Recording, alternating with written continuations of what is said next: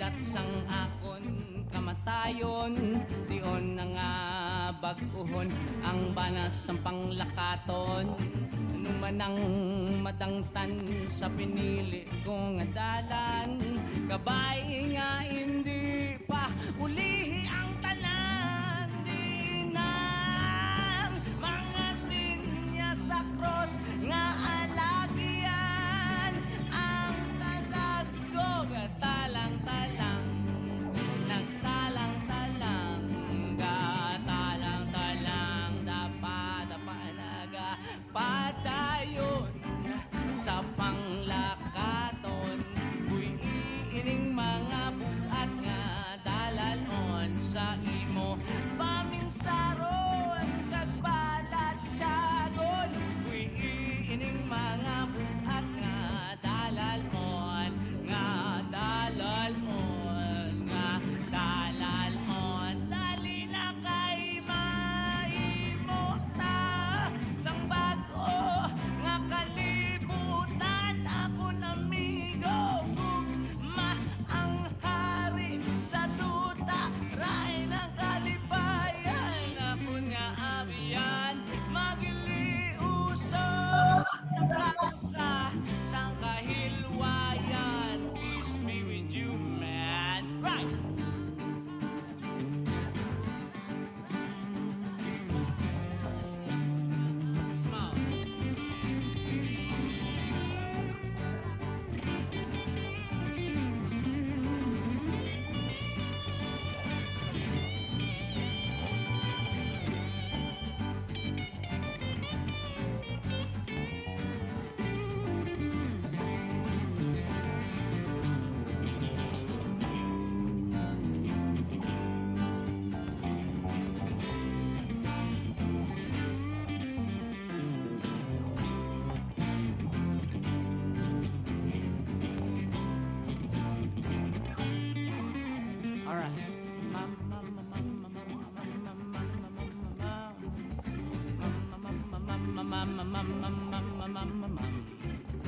Yeah, ba ba ba ba.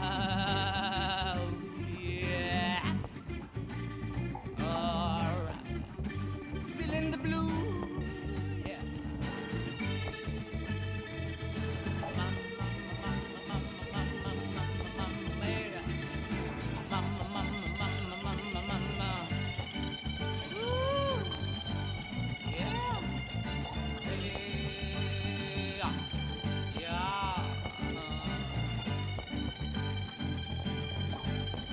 Abyan ko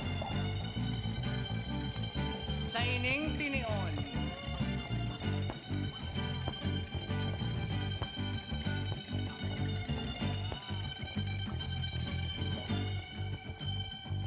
ipabutsyag sa katawhan ang imong nga nabalan, ang kaalam ngaging bungkal sa kadutaan, ipalaplag mo sa hangin.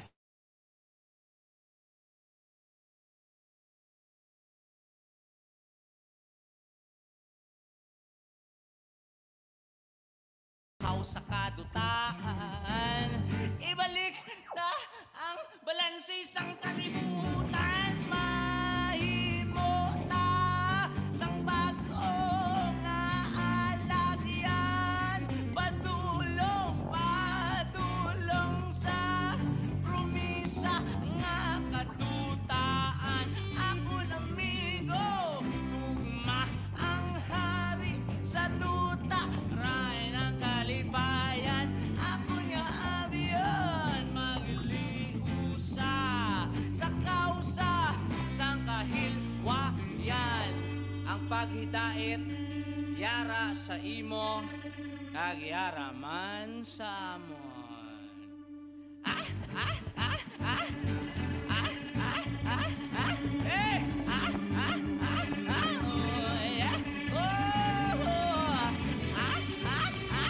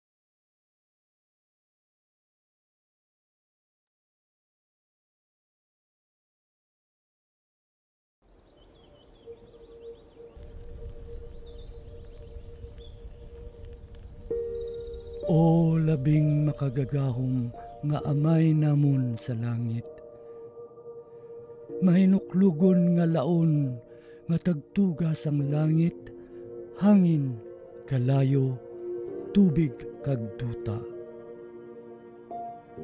Tanda ining imong timawa, kabay ining pag-ampo, magadulot sa amon sang kabuhi nga himaya. Salamat sa mga bugay nga imo ginpaambit sa amon.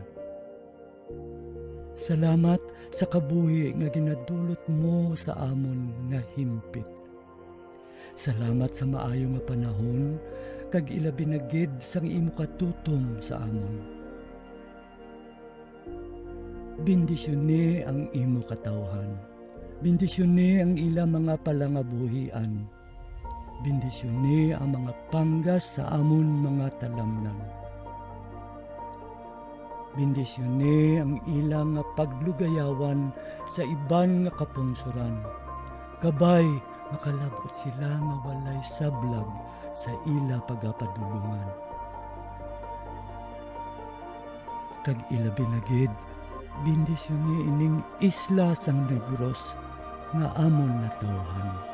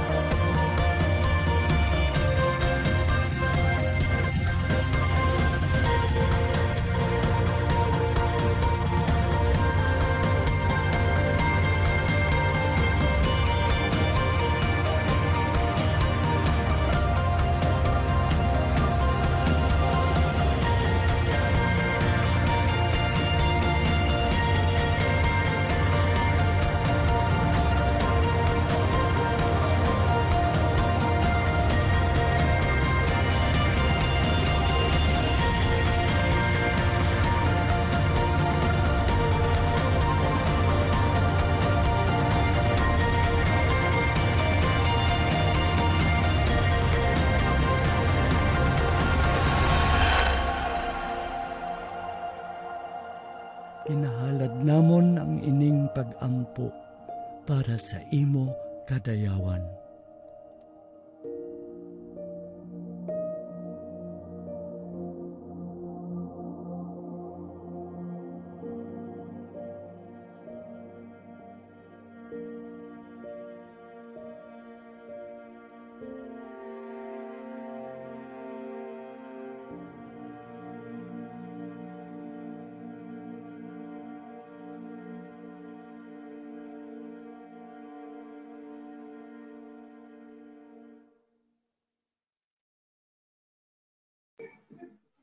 Good morning, ladies and gentlemen.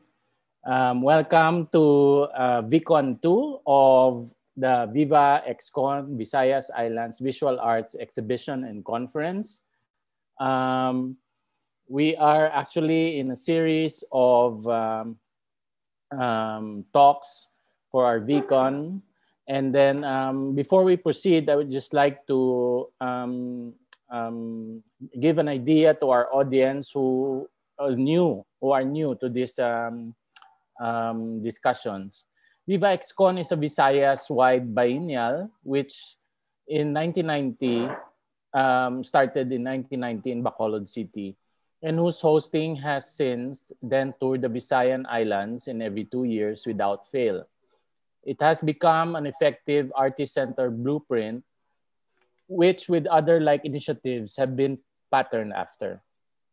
It was a main goal of Viva XCon to celebrate Visayan art by bridging the islands of the Visayas in the Philippines so as to provide a venue to facilitate dialogues, interaction, networking, and cultural exchanges, thus addressing fundamental and relevant issues among visual art communities and related stakeholders.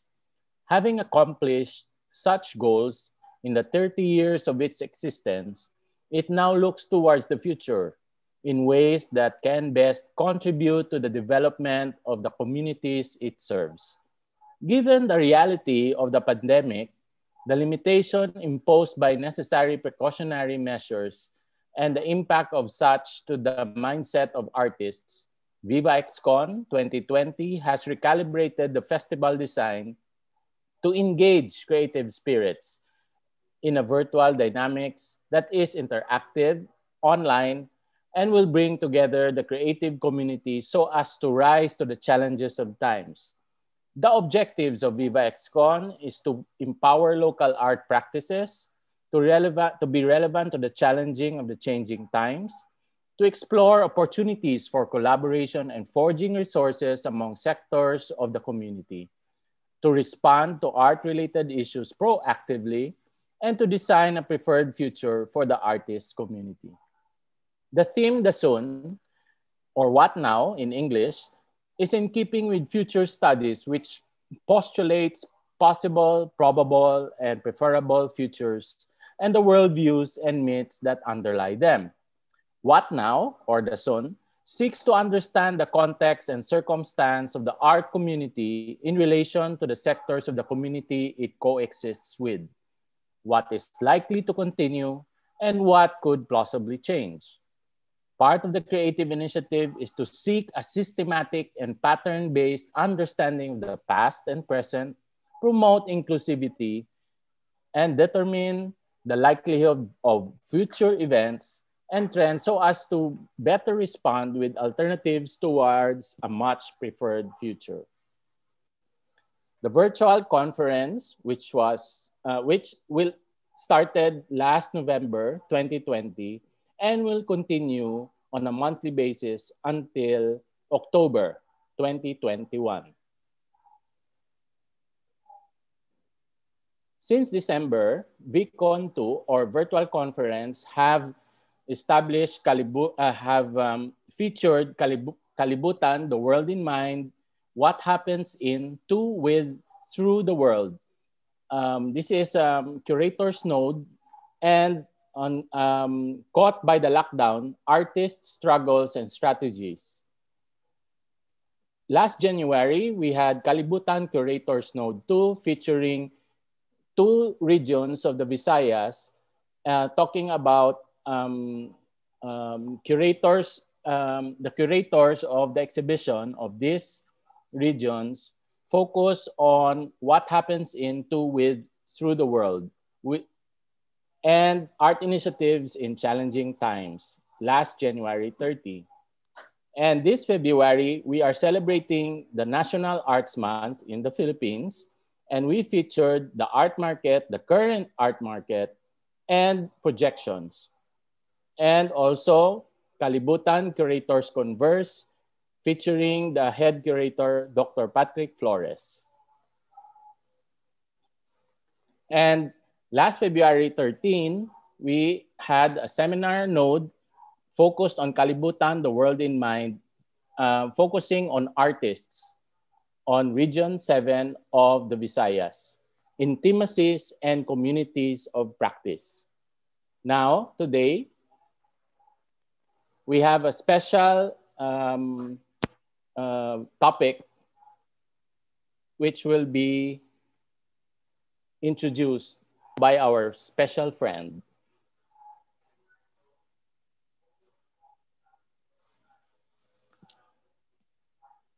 Biennials in the New Normal Age will be presented and hosted by Tessa Marie Guason. She is a contemporary art curator and assistant professor at the Department of Art Studies in the University of the Philippines, Diliman. Her curatorial and research interests center on contemporary art, cities, culture-led urban development campaigns, and arts mediation of the public sphere. Her most recent research and curatorial projects include the Southeast Asian Neighborhoods Network, organized by the IIAS or International Institute of Asian Studies, Leiden, the Netherlands, and funded by the Luz Foundation of New York. and the traveling exhibition notes for tomorrow organized by the ICI International, Independent Curators International, based in New York. She has been invited to the Interlocutors program of the 10th Asia Pacific Triennial organized by Kagoma Queensland Art Gallery and Gallery of Modern Art, Brisbane, Australia, and to the curatorial team of the forthcoming Asian Art Biennial at the National Museum of Fine Arts in Taichung, Taiwan. She has received the University of the Philippines Artist Awards and the Nippon Foundation Asian Public Intellectuals Fellowship from 2013 to 2014. She was a researcher and resident at the Fukuoka Art Museum in Japan in 2017. Please let us welcome Ms. Tessa Maria Guazon. Thank you for the introduction, Manny, and good morning, everyone. I will be moderating the first segment of today's panel discussion. I will start with an overview, followed by presentations by Vipash Purishanon and Sunjung Kim, after which I will note ideas where our open forum can revolve. To note, you can forward your questions through our Zoom chat and our Facebook Live thread. So the panel is titled Biennials in the New Normal Age. I have often grappled with the phrase new normal, especially when states across the world started to use it to downplay the upheaval we are experiencing because of the pandemic. Perhaps our attitudes with regard normalcy or normality are those which need to change because situations will continue to radically change in coming years. The panel discussion today will consider how biennials will change as we enter a new phase of world history. Biennials or biennales are large-scale international group exhibitions that happen every 2 to 5 years. Alternatively, they are described as blockbuster exhibitions and mega exhibitions because of the sheer number of visitors they attract and the volume of content they present. The biennial platform shaped curatorial practice in a significant way, highlighting the global reach and international nature of cultural and artistic production. Between 2005 and 2006, there were approximately 80 official biennial exhibitions across the world. Suffice to say, these numbers have gone up in the years following. A recent virtual Congress of Contemporary Art Curators, livecast from Westphalia in Germany, raised a central concern. How can our practices as curators and artists become sustainable? How can we rethink and redirect our practices towards sustainability?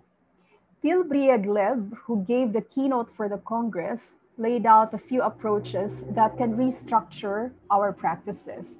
These are, and I quote from his keynote, transparency instead of shame, cooperation instead of competition, content instead of prominence, intensity instead of exclusivity, local instead of international, and creativity instead of conformity, end of quote.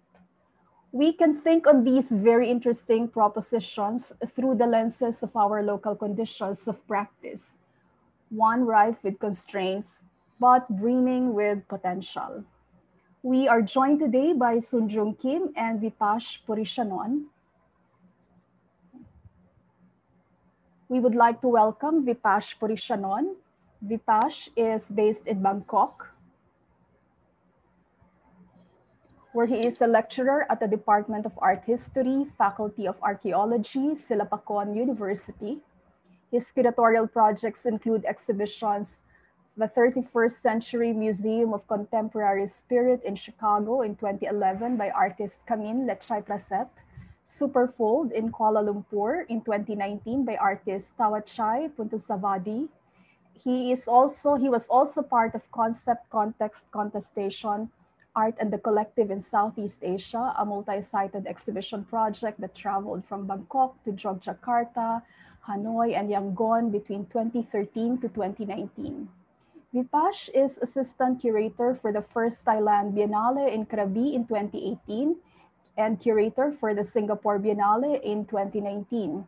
He is co-curator for the second Thailand Biennale in Korat, which will happen this year, and co-founder of Waiting You Curator Lab, a curatorial collective based in Chiang Mai. Let's welcome Vipash Purishanon.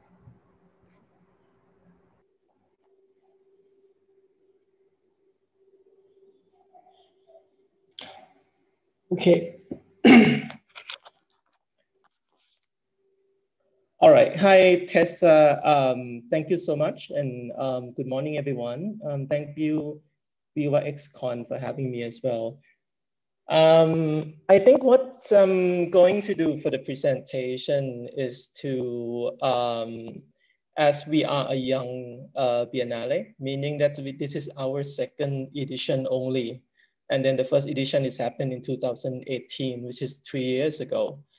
I want to maybe divide my presentation into two parts. First part, I want to talk about the last editions, which is the previous edition, which is edition in Krabi, which you would be able to, I think, grasp more about what we started. And then perhaps it will helpful in terms of talking about the second edition, which is in Korat. That one, because of the nature of our Biennale or how we set ourselves to be, it was quite challenging for us in terms of like facing this pandemic, which I will maybe discuss about it later on in the second editions.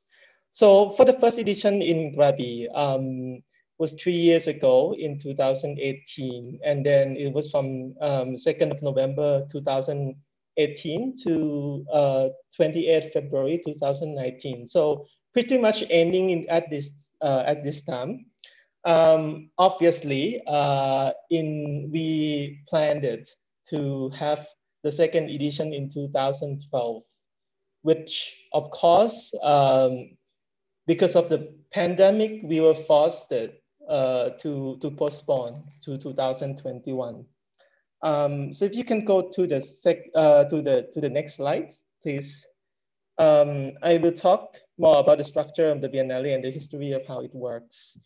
Thailand Biennale is a government-run Biennale. Which share in terms of the project, kind of like more like a share venture between the central government, which is the Ministry of Culture, and the local government, which is the city or the province in which the Biennale will go. In that sense, Thailand Biennale is being set, as you might already notice, it was set in terms of nations, but not the city. In that case, for example, the first year was being designated to Krabi. And then the second year, we are working at Korat, which is in different region of the city, of the country. We are working according to National Art and Cultural Development Plans to have more city working with more arts. So in a way, it was quite centralized. Our criticism so far being that this is the Biennale that very challenging in terms of the long-term, creating a long-term relationship with the site. And then it was quite burden for the team to, in each edition, start a new relationships with a new context, which is a new province. So next slide, please. Maybe I'll talk more about Krabi first. So Krabi is a Thailand west coast facing Andaman Sea. So it's in the south, as you can see in the map. We are surrounded by humpback limestone mountains. So it's quite very hilly space, but also we are close to the Andaman Oceans. It's quite a small area in terms of the area of the province itself. And of course, we are in a tropical monsoon climate, so very similar to the Philippines. The population is quite small, so 400,000, and we have a different ethnic groups, including Muslim, Thai, Chinese, and then Dayaks. It's still a bit like cheating, to be honest, because we are working with a site that already has quite number of tourists. It is a tourist, it have an extra big tourist industry. And maybe one of the site that base is the PP Island and Maya Bay, which appear in the as a paradise in Leonardo DiCaprio films The Beach about maybe 10 years ago. So next slide, please. For the first edition, our lead curator is Professor Jing Jae Hong from the School of Art at Birmingham City University in England, in United Kingdom. The first Thailand Biennale is being set in a theme of the Edge of the Wonderland, which he inspired by Krabi, the natural site in Krabi, and then also its history as being part of like a deep cultural and ecological interconnections. So for example, Krabi itself referred to as in Thai is sword. And he was working on the idea of the cutting edge of the sword, meaning in geographical term, but then also in a artistic term. What I think very important is that the first Thailand Biennale is set to be site-specific work that not entirely, but maybe majority of it work in the natural site, and it was set outdoor. So next slide, please.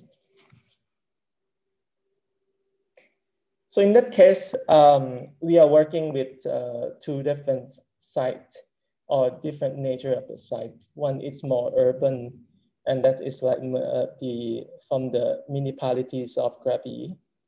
So the town, the Krabi town. And then we also working with two national park. National park mean that it's a kind of like a natural and wildlife reserve park that set about 30 years ago.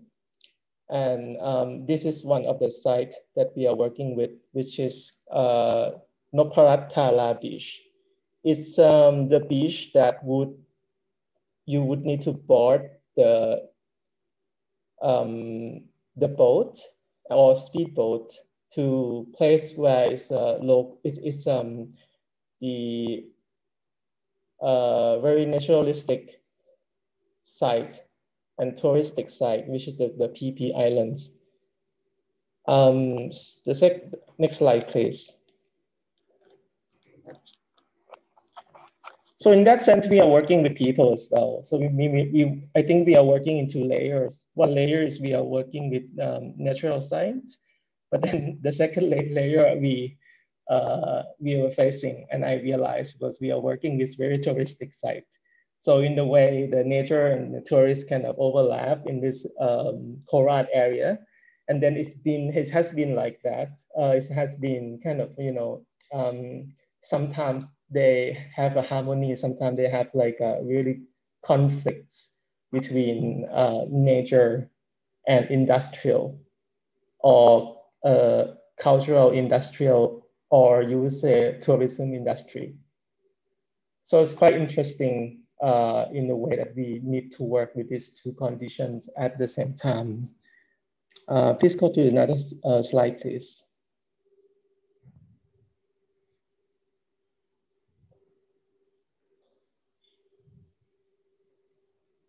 So in that sense, for the first Thailand Biennale, we are working with various different site conditions. We are working with, of course, urban space like town.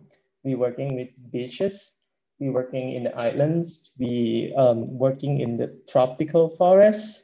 We're working in, of course, some space are like more waterfall. And these are kind of like the map of our outdoor site or artworks that being spread out in the province of Krabi. Next slide, please.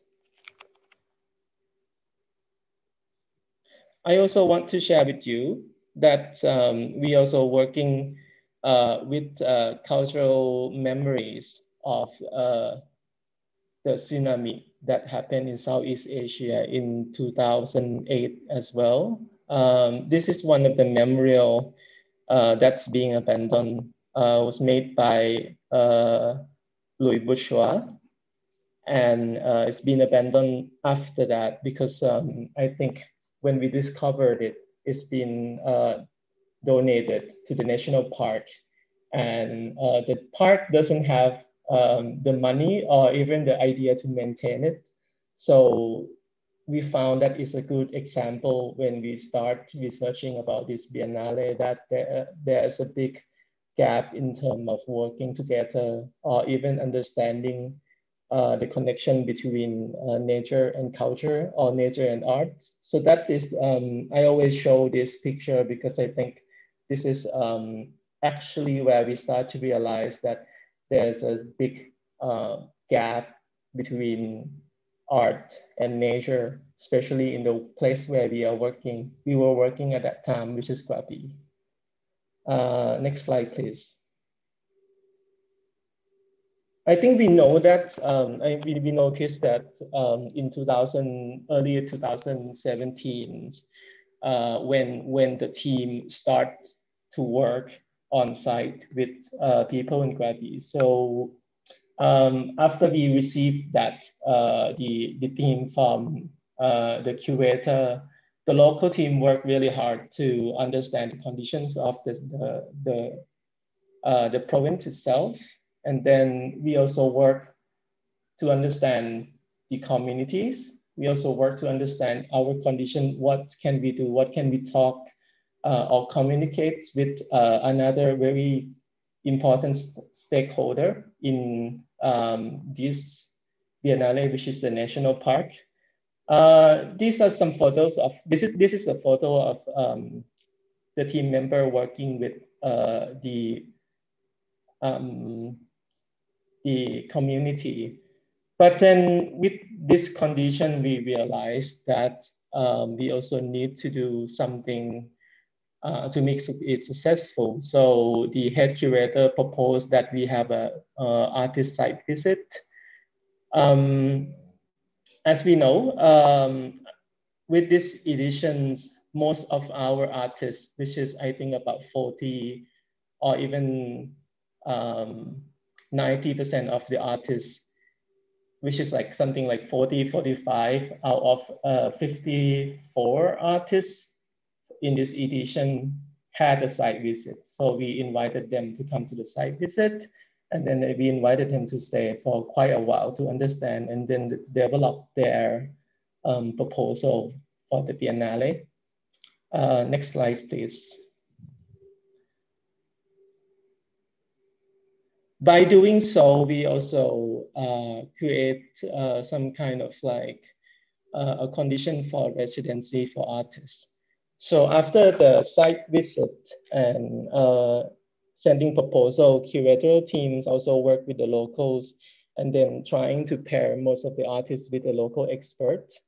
So they can come back again for the residents. So for something like a production residency where they can residence, stay at the province and then work with local.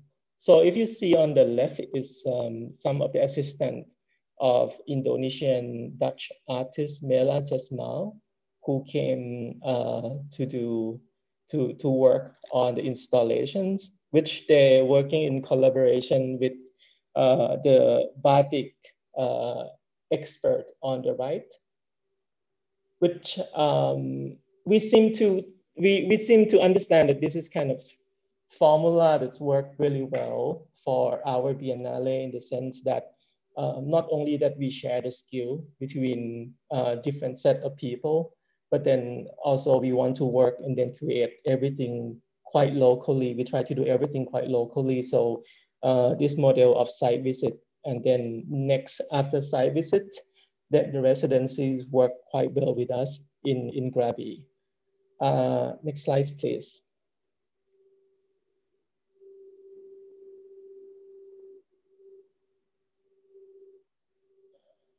So in that sense, most of our work in terms of fabrications is a conversation between, in a sense, conversation between artist and fabricator. And then we also offer most of the artists to come to work in quite extensively with our fabricators, with mostly local experts. For example, this is a work by Taiwanese artists, Luxury Logical. They are a collective, and they propose to build this sculpture of the local boats that's being extended by the handing of the camera of the phone cameras in panoramic mode. But I think what's very important for us is that this wasn't being made in Taiwan, but it was being made from the collaborations in Taiwan, but then also working with the local boat builder, which is the whole community of boat builder in Krabi. Of course, it was not being shown here, but this is the picture from the first time that they were docked. So they were like moving from the workshop to the sea, to the bay, and then after that moved to the sea, to the site. So next slide, please. But I also want to highlight as well that something that we are working with, but which I think very important is also we are working with quite limited conditions, but it's been a good, for me, it's been a really good experience because we are working with national park. And then as a national park people, they are, the site that we are working with is a site of permissions, which means that it's a site that does not permit us to do a lot because of the concern about natural environment impact itself. So for example, we are working with a site that we need to send them proposals, but then we also need to obey the law that the Thai government has in terms of natural resources. So for example, one of the good example is like once when in the process, we got a lot of proposals that want to make a sculpture on the beach. But then in reality, when we need to work with the national park, I was there to present at the ministry, and one of the big problem we had was like, the officer said, you cannot do it, definitely cannot do it, because it will change your sculpture, even though how small it is, will change the way that the water flow in the beach, thus create or change the shape of the beaches itself.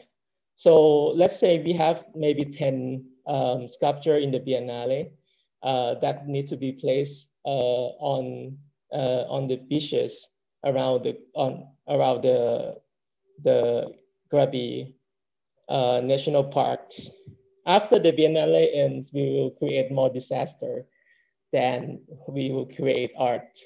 And then there will be a lot of holes and mountain of sand that created by our sculptor. So we kind of force it to change the way we think about how art and nature need to work together. And then some of the good example is like the picture on the left that we have here, which I will tell you more about this project. And then if you see the picture on the right, that is some of the other works that I think get the easier way to work because you can do it in the studio and then move it to the place. Next slide, please. So for this Biennale, I will show some of the results then of the artworks that we were showing. This is the work by Map Office, which is art and architects office in Hong Kong. They were working on the idea of, it's called Ghost Islands. So they were working on the idea of ghost fishing. Ghost fishing is a common mistake that created by fishermen when they are using net in fishings. And most of the time when the net gets stuck somewhere, they would, doing it easy way. So having it easy way out by cut the net that being stuck to rocks and things like that. And then after that, small, like portion of the net would leave the rock, and then they will start fishing by itself. It will start fishing by itself, and then create, a sculpture that would, go move around in the ocean floor. The Map Office artists working with local diving team, a team of volunteers, to doing a research on this and then create this ghost island to make that problem of ghost fishing visible.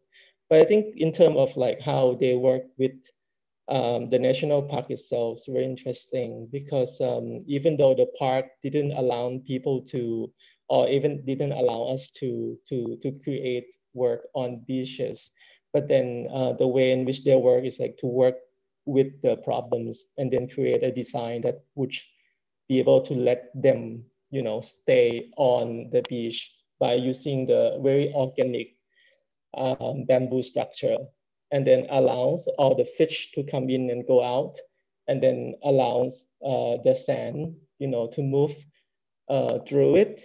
So it have a very minimal natural impact. Next slide, please. Of course, we have some works that work better in terms of the urban, semi-urban environment as well. For example, this is the work by Vishok Mukdambadi, Thai national artist, very senior artist. But rather than choosing the site that is on, national park, he chose the site that is more urban. And it's like, even though it's a beach, but it's kind of urban beach. In this sense, this work, creates less environmental impact comparing to that one. But at the same time, because he created in the place where the sea level couldn't reach as well. So in that sense, it's kind of safe from creating, a new landscape for national park. So I'm just showing this as another example. The next slide, please. This is a work by Mela just now. So that is the example I just showed before. Some of the work also working with local and local community. And then we also understood that in terms of national park, it doesn't mean that it's not always like this is the park and this is the people. It's always all that overlapping place that we are all artists interested in. So for example, this is the work that doing a lot of like community work. So she worked with local batik experts, and then she also working with idea of trash and idea of like people putting rubbish onto the sea floor and create this kind of, the the suit or the fashion suit, where she will, when you want to see it, you need to fish the suit up, and then it will dissolve with the seawater. So at the end, this is the photo from the beginning of the Biennale, but at the end it was almost nothing. They are completely organic. So another way that the artist working is work with this environmental site is to go completely organic as well. Next slide, please. So this is the last slide from the last edition. This is another good example of how we work with National Park. Wong Pao Panit and Claire Obca, artists from United Kingdom, so from London. Wong Pao Panit came from Laos, but he was a refugee to France, to Paris, and then after that to London. Create this kind of, site-specific work that at first he wanted to apply gold leaf to the island itself. Because in the idea of the artist, gold leaf is very important for Thai and Laos culture, where we would use it with the Buddha image to make a homage to the Buddha or to the villages. Wong want to apply that to environment as well as, like, creating some kind of how to say, awareness about environmental crisis. But in reality, we couldn't do it because the national park wouldn't allow you to apply anything alien, like alien materials to their site. In the development, we end up create a kind of like, I call it like a suit. So we will have this ring of aluminum plate that would go around the island before the gold leaf. But what important is, like, the conversation was very interesting, because in the end, there was a question about what is touching the islands, what is not touching the island. It's all about, like, touching, and then what the damage they would create. And that's been running through the Biennale. Next slide, please. So that's what I am going to end soon. So that was the context of the first Biennale. With the second Biennale that we have is Thailand Biennale in Korat, and was created or led by artistic director Professor Yuko Hasegawa. So we're going to a very different site. We're going to Korat, which is another less natural site, more urban site, and then less naturalistic place. So next slide, please. We are working with the area in the northeastern part of Thailand, where not entirely touristic, and then more agricultural site. So she proposed a new a theme, which is about, like discovering the capital, or what is the new capital for this site. I have to highlight that this is the second largest province in Thailand, but and then has the second largest city, but then it hasn't been good in terms of economy and culturally. So we are working with, like, something that's already has perhaps a good capital, but then they don't really sure how to activate it. Next slide, please. So in terms of site specificity, we are working with, like, a lot of abandoned sites, like the memorial park that's been abandoned or has been half abandoned, and create new works. This is, I guess, more collized or related to other Biennale in a way. Next slide, please. We are working with more, not national park for this time, but historical park and museum. So different conditions again. And then next slide, please. I know we are working with the zoo. So this time I think we are more artificial than natural in a way. In terms of the pandemic, it's very hard for us right now because as you can see that the first Biennale was very about community, about having artists coming in and then doing residency for quite a big period of time. With this Biennale, we are not permitted yet to bring artists, or if it's been very difficult in terms of negotiation with the government to bring any artists in. None of the artists has been traveled to Thailand so far. The fabrication will start soon, so a few of them might come. We are working on that. The other thing that I want to highlight is that rather than working with local expert as last time, this time we kind of need to shift to working with local university to do a fabrication for most of the artists. So I guess to say it's been challenging. So hopefully I can talk about this more in the conversation later on. Thank you so much.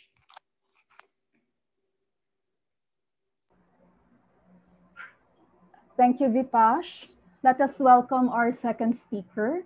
Sunjung Kim is a curator and the current president of the Gwangju Biennale Foundation.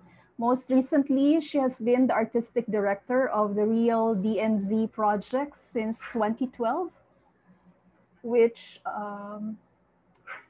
researches various issues surrounding the Korean demilitarized zone. Let us all welcome Sunjung Kim.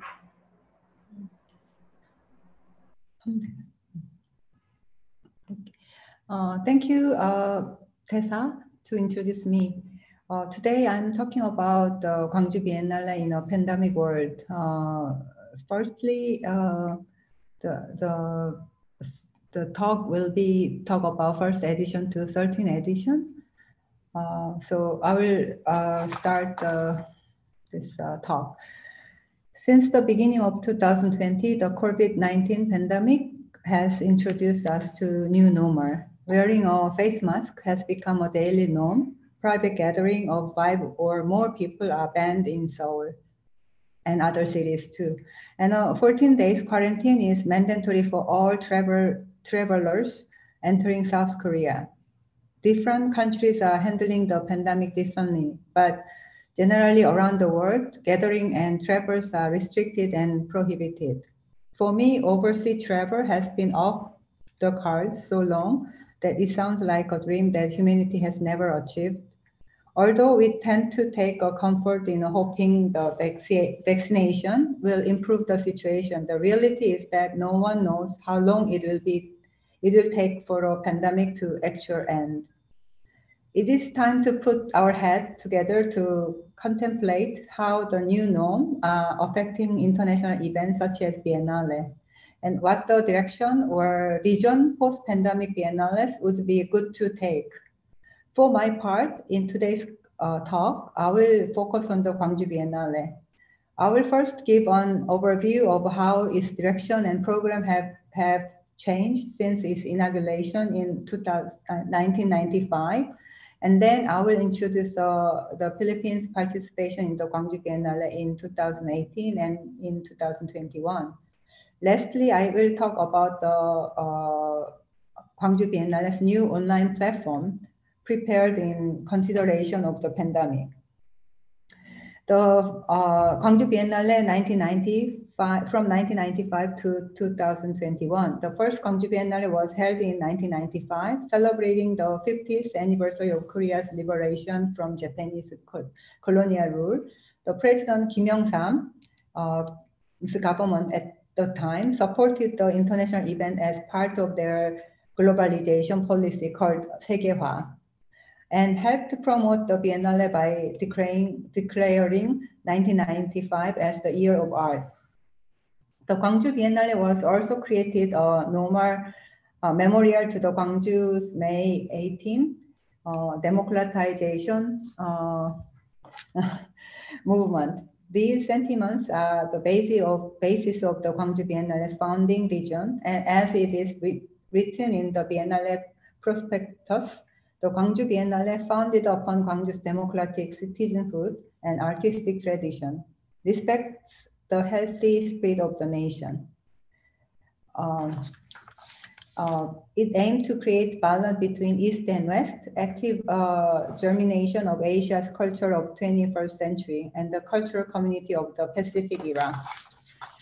Another important historical event had an impact in the making of the Gwangju Biennale was 1993 Whitney Biennial, which was brought over to Korea National Museum of Modern Art and Contemporary Art. The exhibition drew a remarkable number of visitors, demonstrating that there was a potential audience for grand-scale international contemporary art exhibition in Korea. It is no coincidence that Nam Jun-paik, Lee Myung-bang, and Lee Yong-woo, who helped organize the 1990 Whitney Biennale in Seoul, exhibit Seoul, were also part of the team behind the first Gwangju Biennale. However, not everyone was supportive of this ambitious project, especially generating many criticism from Gwangju's local art community. Some of these critics responded by organizing an anti-biennial to clash with the Gwangju Biennale's exhibition period. Kang Young-gyun, one of the leading artists in Gwangju and organized, argued that the official Biennale was a state-led project that did not respect or understand the political and civil history of Gwangju. The anti-Biennale opened at the Mangwol-dong Cemetery, honoring the victim of the democratic uprising, presenting about 1,200 manjang banners produced by the artists from all around the country. Over the year, Gwangju Biennale has experimented with different curatorial approaches and frameworks while also exploring many different themes. The first Gwangju Biennale in 1995, under the theme of Beyond the Border, was composed of 7 regionally focused sections organized by 7 different curators. In addition, there were 6 special exhibitions, which include info art, Korean contemporary art, art as a witness and spirit of the Gwangju resistance in May. This edition is recorded to have attracted 1.6 million visitors. You can see this slide is opening ceremony of the Gwangju Biennale in 1995. The second edition in 1997, under the overarching theme of unmapping the Earth, was composed of the 5 exhibitions: Speed, Space, Hybrid, Power, and Becoming, each of which was curated independent by 5 different curators. In addition, 5 special exhibitions were created. While the previous edition gave emphasis to young artists from developing countries, the second edition drew attention to artists with a high or rising profile of the international art scene. In 2000, the third edition's main exhibition, Man and Space, embodied the continental breakdown in exhibition design, similar to that of the inaugural edition. It was accompanied by 5 special exhibitions, which included art and human rights, human being and gender, and the past and present of fine art in North Korea, thus covering a range of human rights issues. In 2002, the 4th edition, Pause, was notable for inviting a number of alternative art spaces as exhibitors, as well as young and emerging artists associated with the spaces. Instead of following the conventional continental or thematic exhibition composition, the 2002 Biennale comprised 4 projects and without any special exhibition section. It is also extended, physically taking place not only in the Biennale Hall, but also May 18 Liberal Park, and now crossed Namgu Station and Station. The 2004 Gwangju Biennale, a grain of dust, a drop of water, emphasized the audience participation in contemporary art. The 2006 Biennale Fever Variation focused on Asia, aiming to consider the development of international contemporary art from the perspective of Asia. It is from 2008 edition that Gwangju Biennale the foundation began to hire artist directors from outside of Korea, like international curators. In 2008, annual report, Year in Exhibition, directed by Okoi Aniger, was composed of traveling exhibitions invited to use the Biennale as a stop on their itineraries. It served as a platform to see up-to-date trends and issues in international contemporary art. Actually, Patrick Florison was one of the curators for that edition. In 2010, 10,000 Lives, directed by Maximiliano Gioni, current artist director of the new museum, explored the world of images and their relationship with the people. In 2012, the 6 female directors, Nancy Ajani, Wasan Al-Kandari, Mami Kataoka, myself, and Carol Inghwa and Alia Swastika, co-directed the roundtable, a title referring to the directors' collaboration method and style that respect their differences. In 2014, Jessica Morgan directed the Burning Down the House, and in 2016, Maria Lind directed the 8th Climate. The 2018 edition titled Imagine the Borders references the inaugural Biennale Beyond the Borders in order to reflect on how a post-globalization world can strengthen rather than erase geographical and political boundaries. While the border in the 1995 biennial were geographically or politically confined, in 2008, we hope to recognize how there are non-territory-based borders and that these two can have the power to generate other borders, such as generational, psychological, and emotional divides. The curator, director, and artist participation in the Gwangju Biennale have proposed or initiated a range of new programs, but in most cases, they were not sustained long-term, especially given the general nature of the Biennale that are often temporarily fixtures within a calendar of global art events. In 2017, the Gwangju Biennale Foundation started reviewing the program proposed by the past directors and curators, and as a result, reorganized and revitalized past programs such as the monthly gathering and the artist studio visit. Since the COVID-19 outbreak, these programs have turned to online events. In 2018, the Gwangju Biennale Foundation launched the Pavilion Project in hope to foster and extend interactions between local and global institutions of art.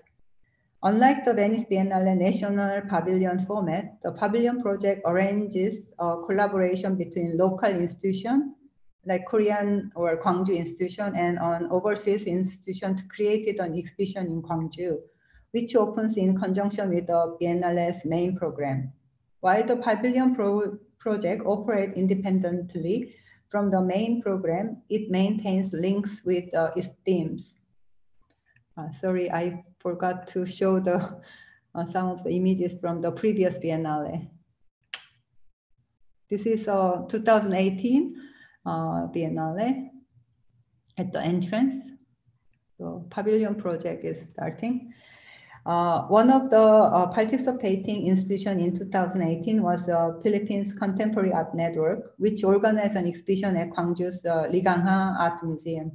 The curator, Patrick Florison, explored the concept of the hot house, referring to a structure where the nature meets the artificial, where seeming opposite coexist and transform. The exhibition presented work by 4 Filipino artists and 2 Korean artists, Mark Salvatos, Indy Paredes, Dominic Mangilla, Lance Lee, and then 2 Korean, Lee Gang-ha and Lee Se-hyun. In the upcoming 13th edition of Gwangju Biennale, there are 2 artists from the Philippines, Pasita Abad and Sian Daylit. Yeah, Pavilion project, I have to show you. I forgot to, yes, 13th. Pasid Abad was an American of Filipino descent whose banner painting will be present in the main exhibition, incorporating a range of materials such as beads and buttons. Her work oscillates between two-dimensionality and three-dimensionalities. Sian Dalit is interested in exploring how power and identity are represented in institutionalized media, such as museum display and souvenir. His work critiqued the colonialist gaze in such visual apparatuses. The 13th Gwangju Biennale was initially scheduled to open September 2020, but because of the COVID-19, it has been postponed to open on April 1st of 2021. Titled Mind Rising, Spiritual Turning, the edition explored the spectrum of organic intelligence by challenging the conventional divisions imposed upon corporeal, technological, and spiritual intelligence, and by investigating diverse practices such as cosmologies, healing technologies, and matriarchal systems. The program encompasses an exhibition, a performance program, publication, and a series of public forums. While the exhibition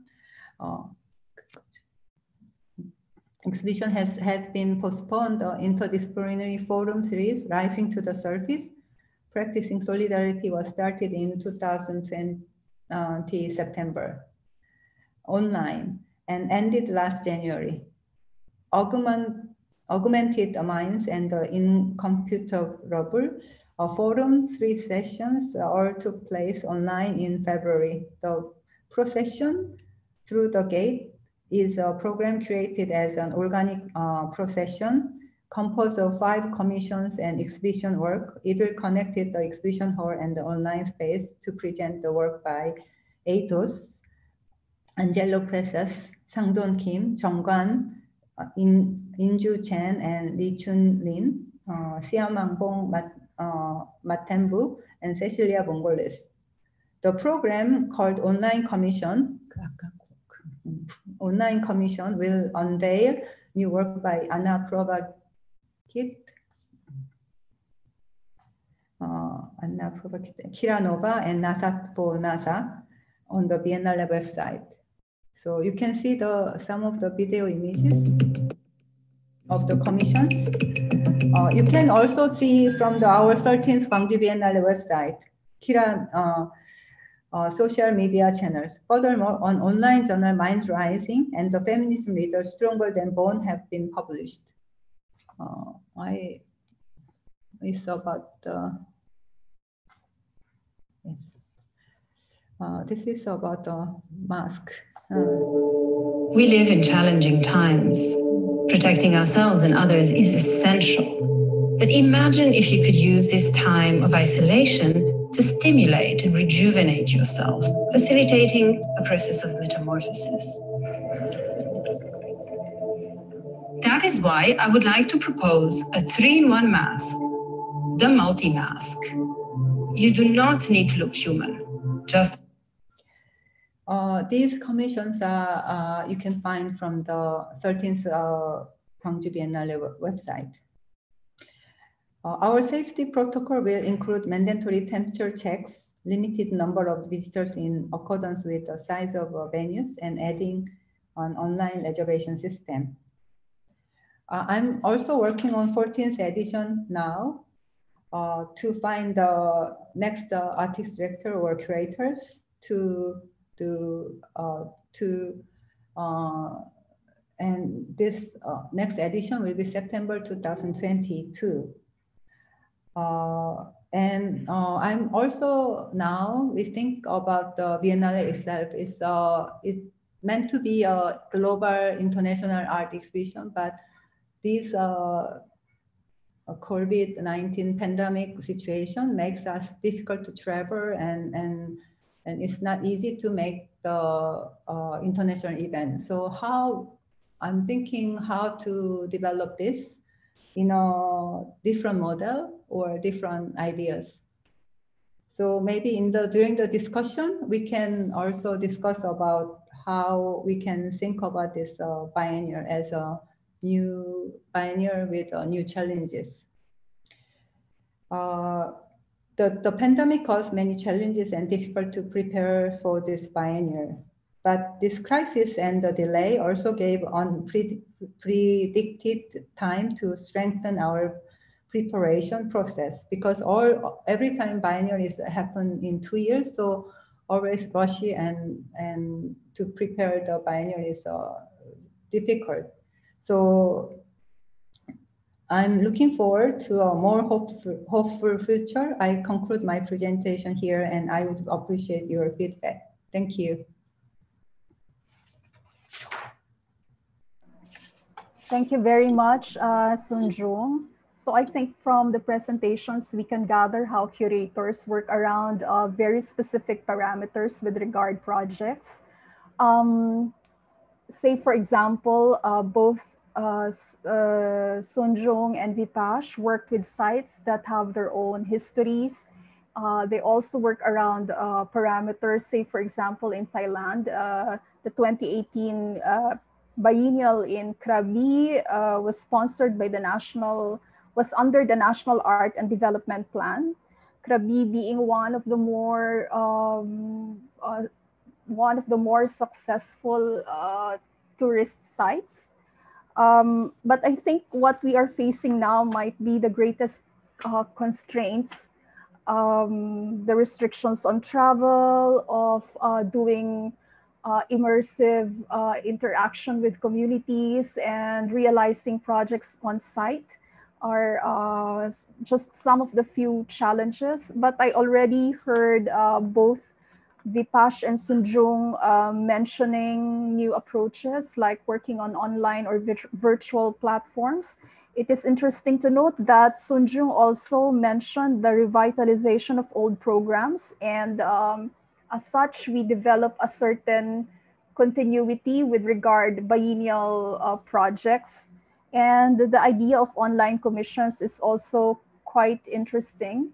So I will not take time away from the open forum. So we will receive your questions through the Zoom chat and through the Facebook Live thread.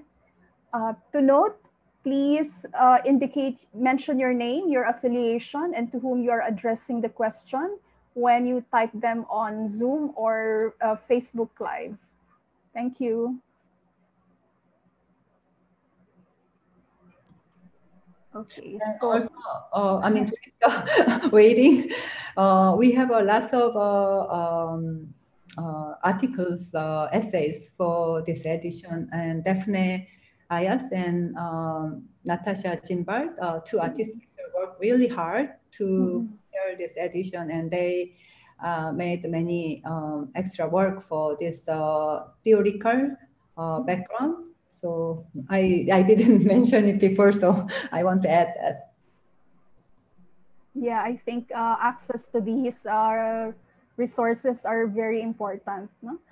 We have one question here for Vipash. Are Thailand biennials mostly site-specific?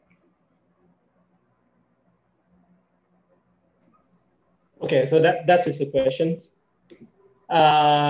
Yes. Mostly site-specific. So for the first edition, it was meant to be 100% site-specific. So related to the context of each provinces province that this Thailand Biennale would move to. That being said, this year is quite difficult for that to be achieved. So this year we compromise in a way that we also loan works that relate to the concept of, and the theme, but then at the same time we still trying to keep the site specific, the structure of being site specific, but the way in which we are doing it is to work mostly with Thai artists that doesn't have that restriction with travel first, and then the second one is what I have mentioned before, which is still working with international artists, but with with a big team of university that's supported by university. So they are working to trying to deliver that site-specific city, I guess, in the Biennale. Vipash, if I recall correctly, 2018 was the year when Thailand had 3 biennales. Am I correct? Yes, you're correct. Okay. And I wonder how the current political situation in Thailand shapes the production of these large scale exhibition projects, as well as cultural production in general. Has it in any way restricted you or enhanced your interaction with different publics, especially the younger generation? Definitely, I work with limitations because we are like government runs and government regulated biennale. But as you mentioned, 3 biennale is quite interesting time, 2018, because one biennale is like runs by the government, which is the Thailand Biennale, which want to move around, and then we have like Bangkok Art Biennials that's more initiated by the private foundations. And then we also have this Bangkok Biennial, which is it's almost like Sanjung anti-Biennale, but it's coming in front of the Biennale itself. So biennial, so it's like, you know, artist-run biennials, which is very decentralized. With me, I think we are of course, there are limitations, but the chance of working outside of Bangkok itself is quite beneficial in terms of it's kind of like half.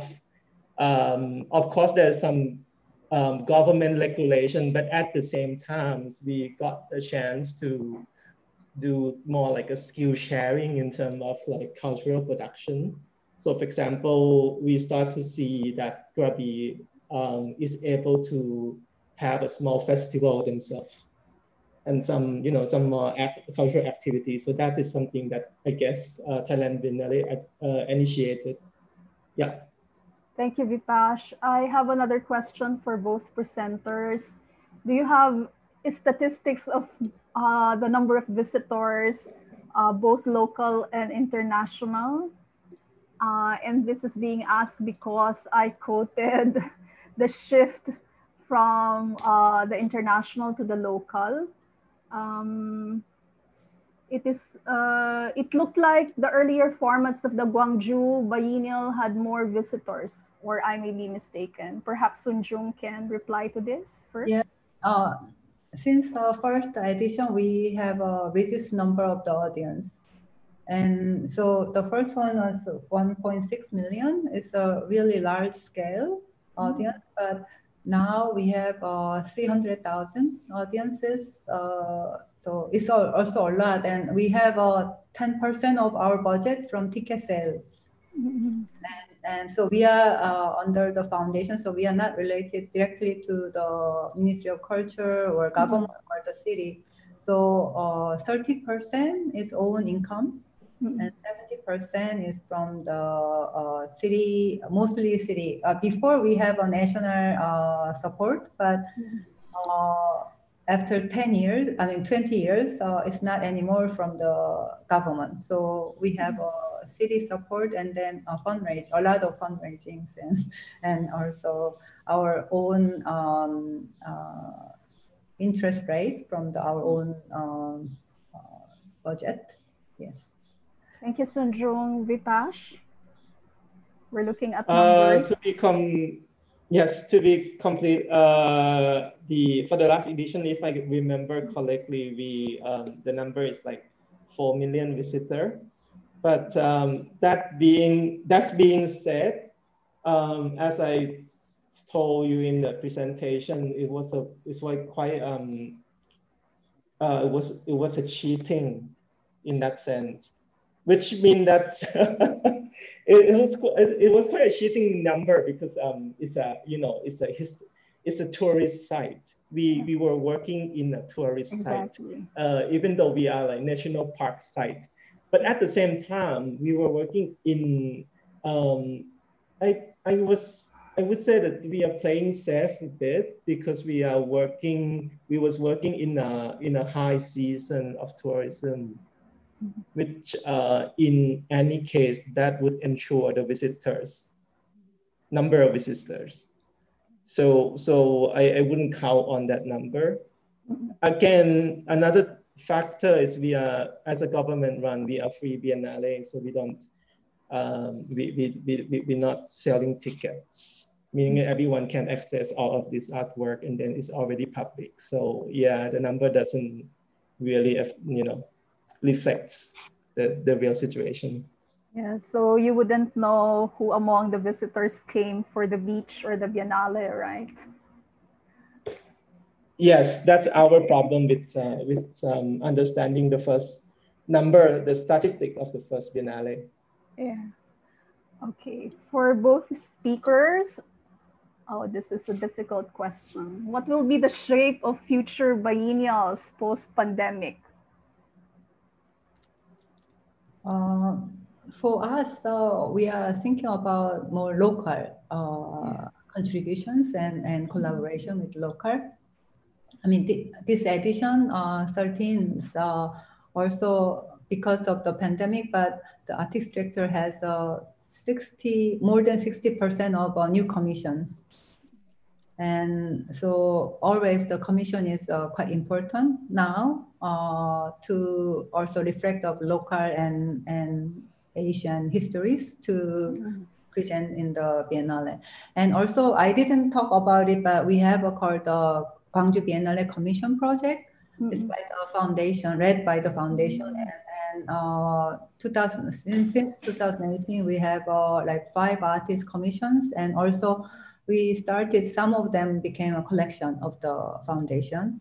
And because we are preparing a new building, because the old Gwangju Biennale building was made in 6 months, the whole space, and it was quite dangerous now to use that space. So we are negotiating with the city and the national government to build a new center for the Biennale.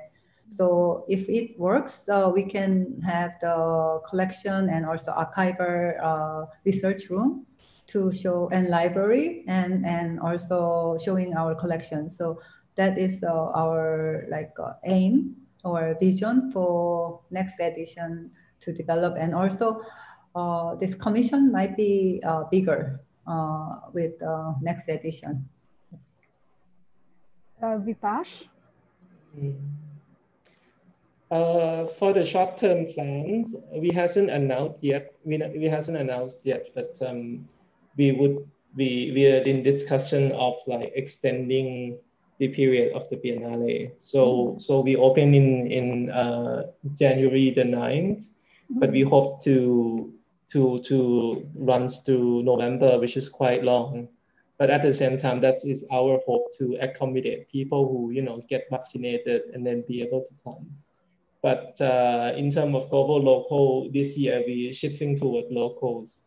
We are shifting towards asking ourselves like what can the local learn in terms of as a Biennale as an education platform, but also a Biennale as a, I don't want to say tourism, but yeah, visitors. In terms of education platforms, that's why this year we decided to work with a local university. So the whole art school is being our fabricator right now. But then in that sense, all the professors really active in working with artists. There was a chance, this kind of exchange that we hope that would strengthen the Biennale, but also the province, the area. Yeah. I have Yes, June. Because we plan to open longer days, but because of it became very short, only 36 days now. But usually we have 66 days for the biennial, but we extended to 70 something days, and then now we got 36 days. So yeah, the plans are changed with the pandemic. Yeah, and I think also the challenge of going on quarantine. So in Taiwan, the latest update I got was that you have to quarantine for 14 days plus another week. So that's 21 days. And then you stay for a 1 week event. You come back to your country and quarantine again for 14 days. So that's roughly 2 months of your life for a 1 week event. So, okay. One last question. In both your contexts, your Biennale contexts, how has the government provided support? So this is a question from the audience. So I think Vipash already mentioned that this is state-sponsored, right? And that the Gwangju Biennial is through a foundation. Would you like to add to that? For us, actually, it's quite challenging because we got the national government support before until 2017, 18, but from 2019, no support from the government. So we have to find a new way to survive, so yeah, and also city is quite supportive for the Biennale, but I think independent is quite important. Having autonomy and independence. Try to get less support from the city or government, but my team are afraid of that. So this is a challenge for me. Yeah. May I know why the support from the government ended? Pardon? May I know why the support from the government ended or was cut off? Yeah, we have a kind of rule by the government that certain like a big exhibition like Biennale has to support for certain years. Okay. So there is a time cap. Yes. Also, the government is changing by the different parties, and they have different ideas about of the support of the bike.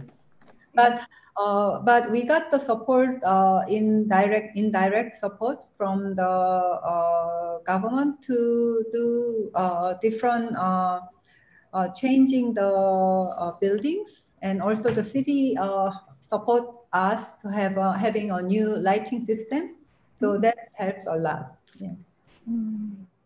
Okay, I suddenly have one last question for Vipash. How is the experience of local communities or non-artists? So when such art events, especially with conceptual work, they tend to alienate people, not because there is no interest, but because of class differences, probably means social class. Art spaces can be perceived as elite spaces. Vipash?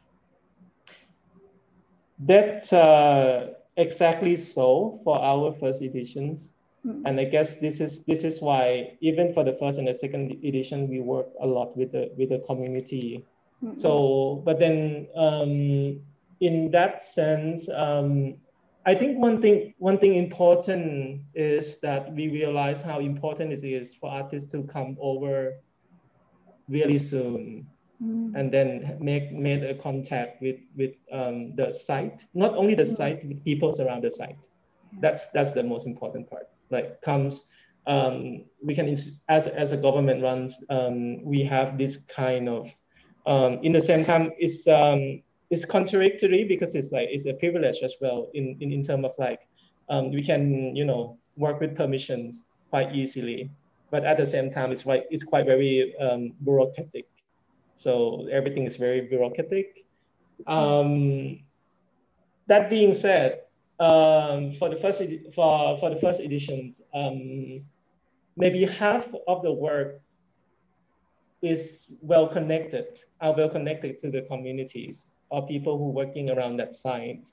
So I think we have a privilege of being a tourist, working with the tourist site as well. So they are very, used to the foreigners.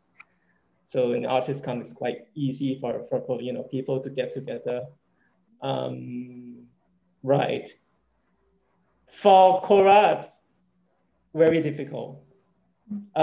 Difficult in terms of not only the artists need to do a 14-day quarantine, But then for the foreigners to come in to the locals in this pandemic times, it's create a lot of anxieties.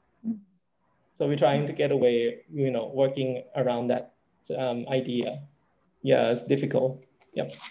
Thank you, Vitash. So thank you, Sunjung. Thanks again, Vitash, for a very lively discussion. I'm sure there is more to talk about.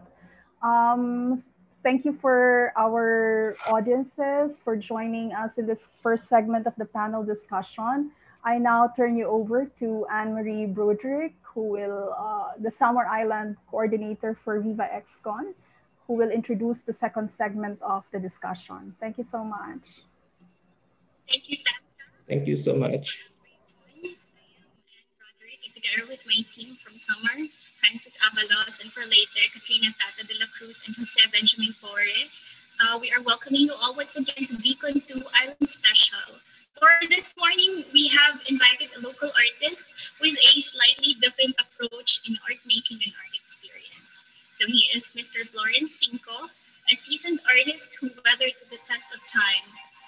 He directs his energy in accomplishing his life's mission and ideology, which is the art for service and blessedness.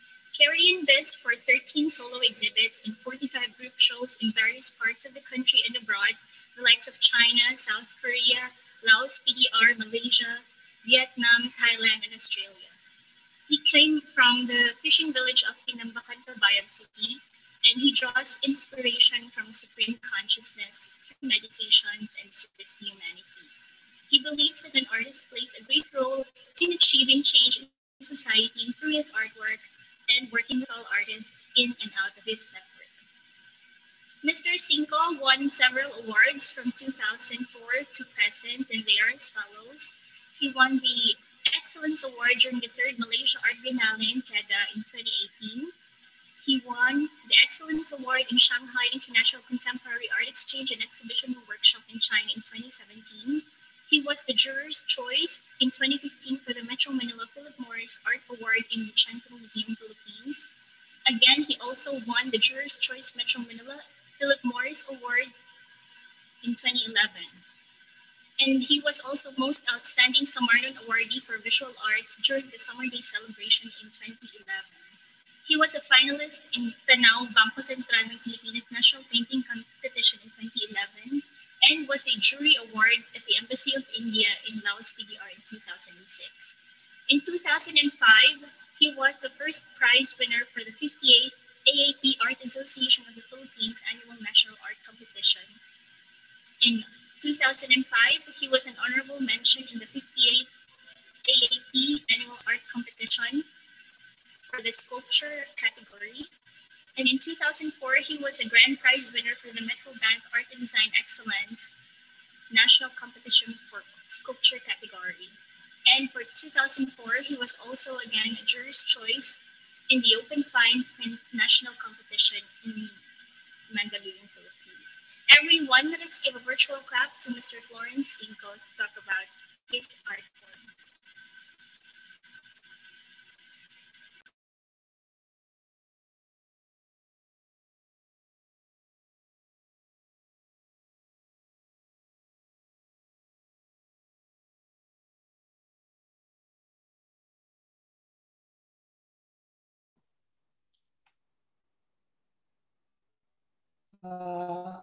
First of all, I would like to thank our sponsors, Viva, our director, Mr. Manny Montilibano, staffs, and all coordinators in the whole Visayas. Kadaan is a Waray word or ancient, meaning belongings to the distant past, very old, or having existed for a long time. I would like to share my experience as an artist. Before a full-time artist, I worked for a company until 1997. So nagkaroon ako ng chance na nag-iba yung takbo ng arts ko.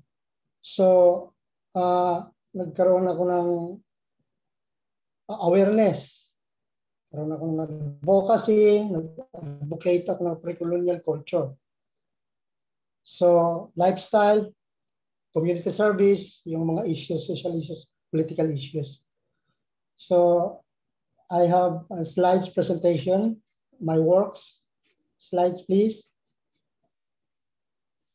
Ito yung sculpture, design. Title, Sumuroy. Sumuroy is one of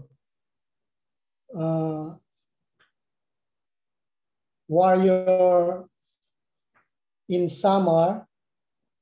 Yung personal expression, personal interpretation ng artist, yung image niya is parang matapang siya. So yung size niya is 8 by 11 inches by 7 inches. Next slide.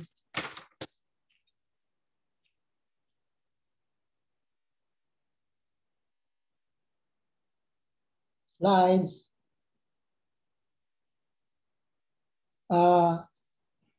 Ito yung sculpture design. Yung title niya, Onglo. Onglo, isa siyang Awaray word in folklore belief sa Samar na like a guardian of nature. Parang nasa kahoy na spirit, yun ang interpretation ng image, yun ang interpretation ko, yung image niya.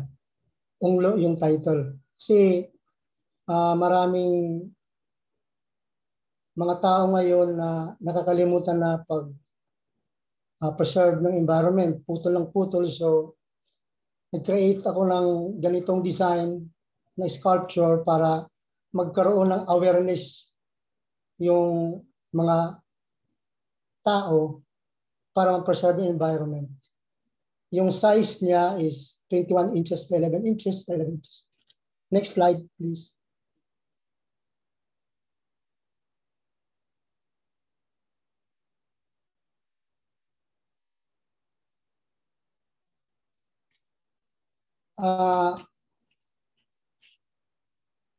Yung title ko, Baboy Bakya. It is our right term din. Kasi maraming nagsasabi doon sa amin na yung baboy bakya ay aswang. So it's a folklore belief ng mga waray-waray. It's made of junk wood, and then combination, a drawing image. Yeah, it's a combination of different species like tarsier, lion, crocodile, cockroach. So pinag-combine ko siya, look like a monster. So isa ko siyang metaphor image kung anong nangyayari ng society natin, anong nangyayari ng country natin. So mayroon din script ng baybayin, yung mga ancient writings at saka yung mga pre-colonial warrior image. Yung size niya is 51 inches by 59 inches. Next slide.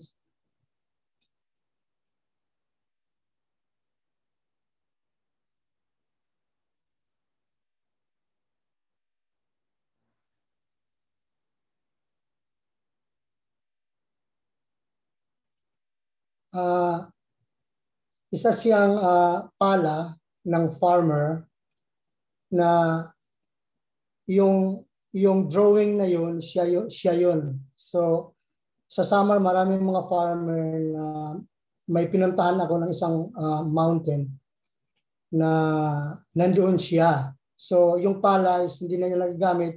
So hiningi ko, tinawin ko siya. It's for remembrance, memories of mga farmer na nandoon pa rin sa Samar. Yung mga resources, yung mga livelihood activity nila. Next slides, please.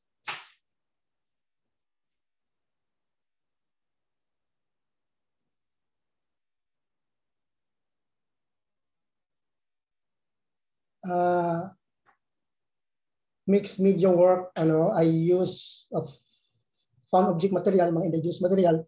So, ang resources sa Samar, yung abaka, made of abaka. So, may image siya na bibig, tsaka sa bibig mayroong isang anting-anting, meaning it's look like embrace our culture, embrace our pre-colonial culture. So, yung size niya is 3 feet by 3 feet, 36 inches by 36 inches. Next slides, please.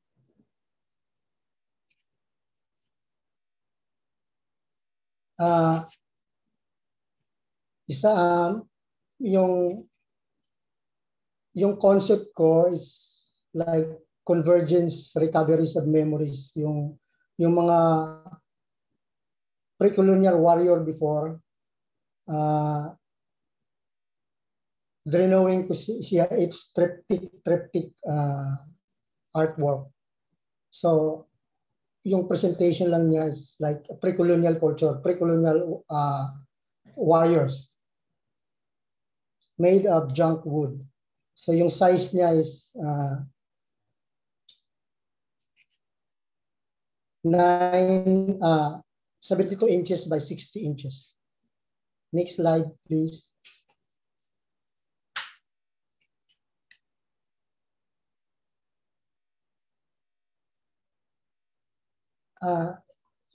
Isa siyang artwork made of rice paper. Gawa ko ito ng isang residence art and residency ko sa Korea. Ang concept ko is like a fusion between the Korean culture and the Filipino culture. It's a good relationship. It's a good friendship. So merong siyang Korean writings and the symbol and the baybayin writing symbol of the Philippines. So fusion. Yung size niya is 29 inches by 31 inches, made of rice paper. So next slides, please.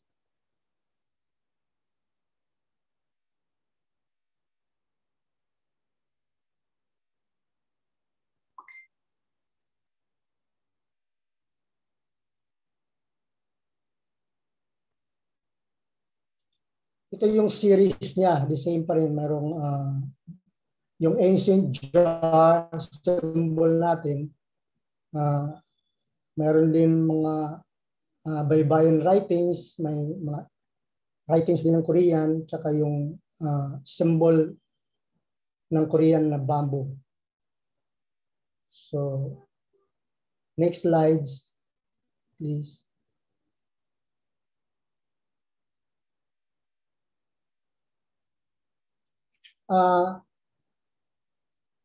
Isa itong performance art ritual practices na ginawa ko. It's festival. So represent an spiritual practice, the ancient practice during the Maharlika time in Philippines. So I use found object material din like mga rice shell, yung mga dahon-dahon, charcoal, tsaka I have an sculpture, and sword. So I use a flower also. Yung concept ko is like to attach our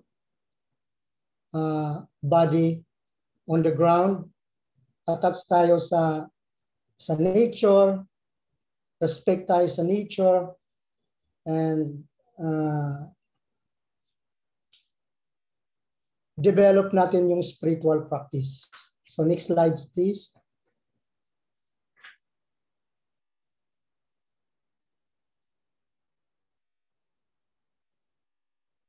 Yeah. Ito rin yung isang festival na nagkaroon ng ritual. So the same ritual pa rin. yung spiritual practice. Next slides.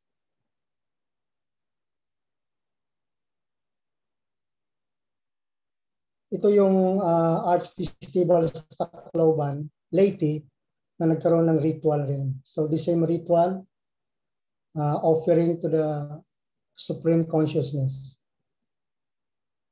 Next slides, please. Meron isang exhibition doon sa Manila, isang gallery. So nagkaroon din ako ng isang solo show ko, nagkaroon ako ng ritual. So it's like offering to the Supreme Consciousness. Next slide.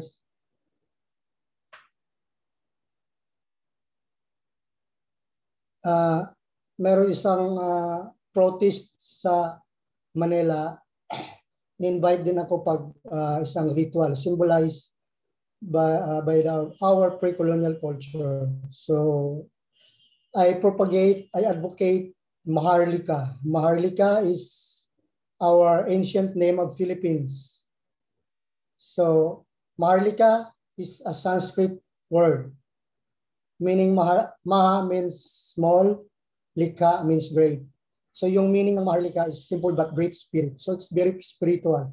So yung advocacy ko about Maharlika is nag-connect lang sa art practice ko. So next slides, please. Meron akong isang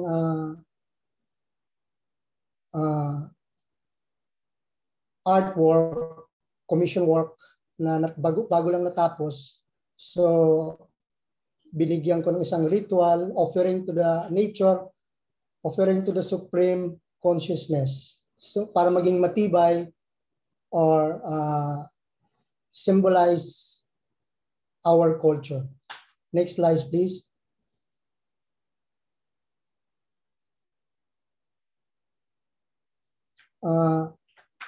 Ito yung isang indoor installation ko sa isang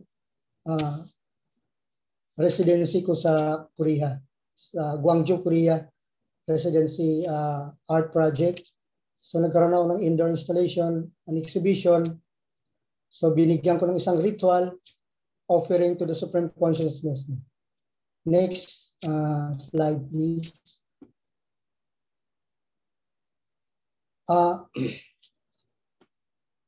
Nagkaroon kami ng isang tree planting sa Samar, mangrove, because kasi yung Samar is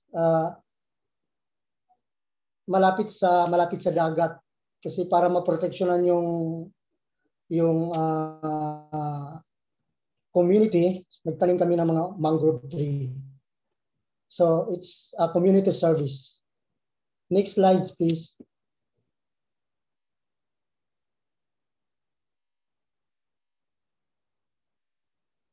Mayroong isang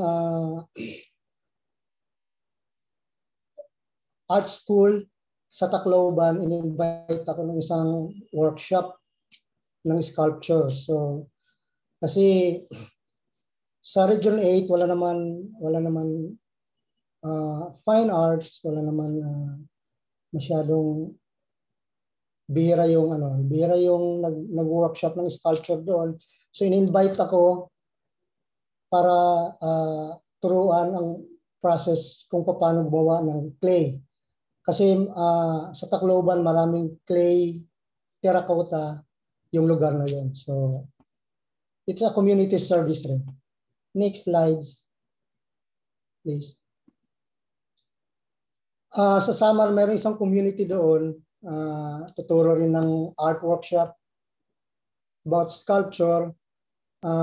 Papakain sa mga bata, tuturo ng moral values, kasi yung sa probinsya yung ang pre-colonial culture talaga, maganda yung mga moral values.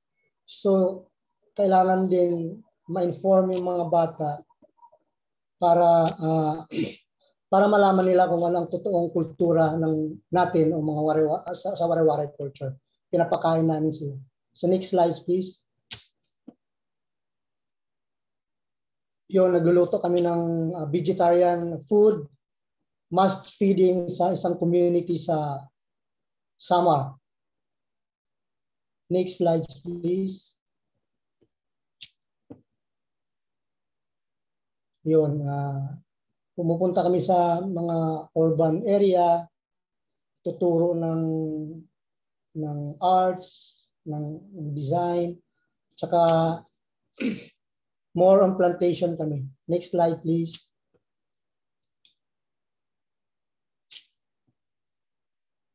Isang indoor installation ko, yung isang residency ko sa Victoria, Melbourne, Australia, isang residency project. Next slide, please.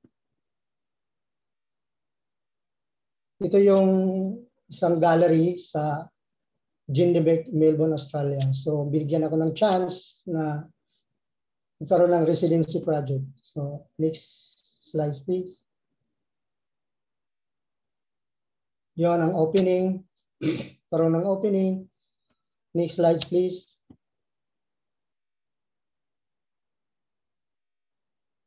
Yun ang pintuan ng gallery, Reed Tree Gallery. Next slide, please.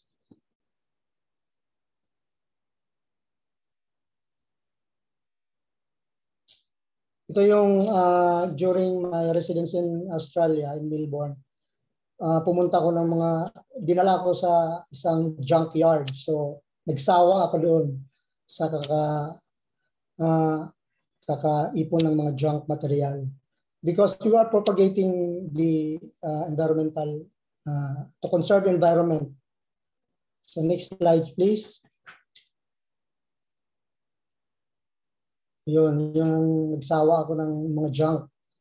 Kasi instead na bibili ng mga canvas, bibili ng mga art ang mamahal. So, why we can utilize the junk material.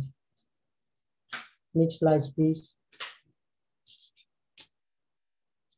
Yun, isang area din, yung isang art workshop sa residency. Next slide. Yung isang sculpture na ginawa ko doon sa residency. Next slide. Yun, workshop area. Next slide. Yun ang mga kaibigan ko doon na nag-attend ng opening. May mga Pilipino, may mga artists. So it's everybody enjoy. Next slide. Yun, yung doon sa art workshop. Next slide. During the opening. Next slide.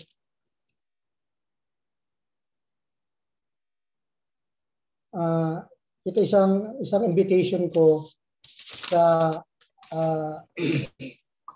isang residency ko sa Korea at Mokdam Private Art Museum, Gwangju, Seoul, South Korea. So ito yung invitation ko. Next slide.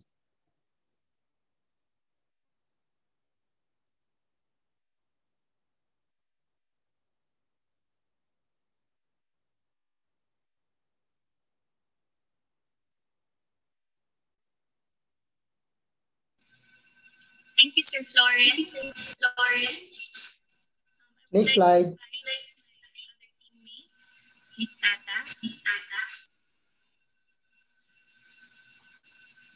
Hello.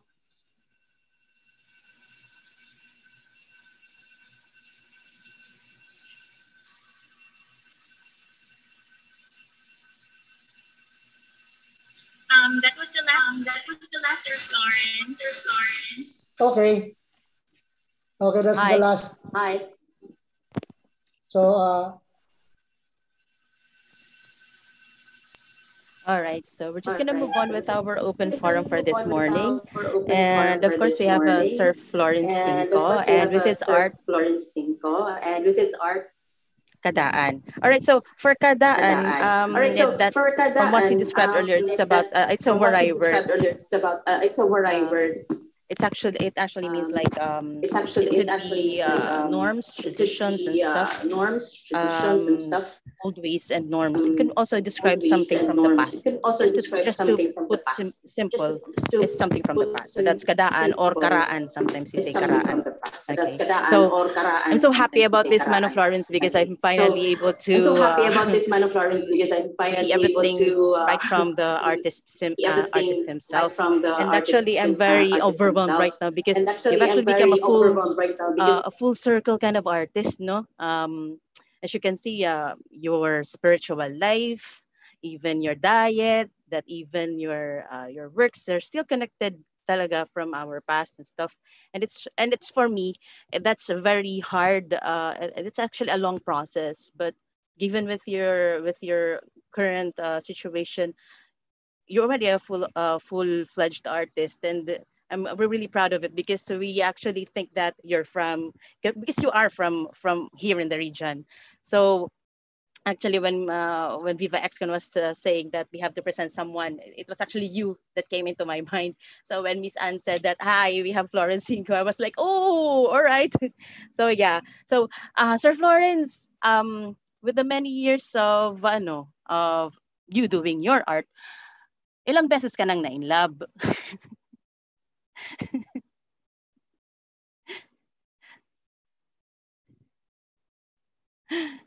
Ay sir, naka-mute ka. Diri ako nakakabati ng bato. Na-excite ba ako na akong pakiana? Okay.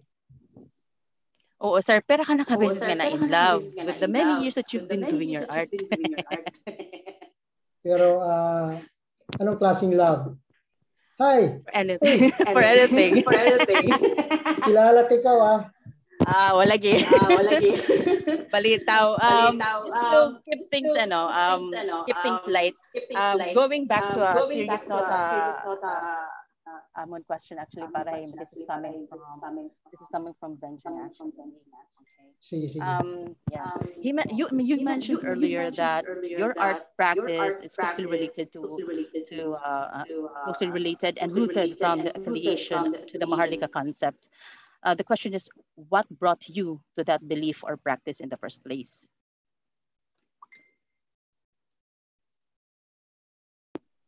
Narinig mo? Pakiulit nga yung first. Okay. Kaya di ba daw rooted it imo art, imo affiliation, and imo connection Maharlika concept. Diba? It's a spiritual guidance. Ano nagdaraha imo? What brought you to that belief or practice? So, nag-start ako pag-meditate. Devotion yan eh. Oo. Devotion yan sa Supreme Consciousness. So, yun na yun, doon nagsimula. Kung talaga love mo talaga yung Supreme Consciousness, yung Diyos, lifetime na, dito na ako magpakamatay talaga. I will fight, papaglalaban ko talaga ito. Wala nang makakagiba talaga. Until na mamatay ako, that's it. Wow. I will fight my country. Wow. I will fight my roots as an identity. So change the name of Philippines into Maharlika. Okay. Para may pagbabago. Okay. Okay. So that is actually part of your ganado nga ni actually because I actually know about something about the Maharlika festival. I know a little something about it and your advocacy about it. And this is a follow-up question, Sir Florence. It says right here, how did meditation and spiritual practice influence your creativity? Your creative identity. During my meditation, meron akong spiritual teacher na nag-guide sa akin. So yung, kasi personal na pagtuturo yan eh. Pero yung pagturo niya is an ancient, during the time of Shiva in India. So kasi during the time of Shiva, 7,000 years ago, sa tayong continent yan, Southeast Asia, isang Majapahit Empire kasi dito, doon din na-inspire din ako eh.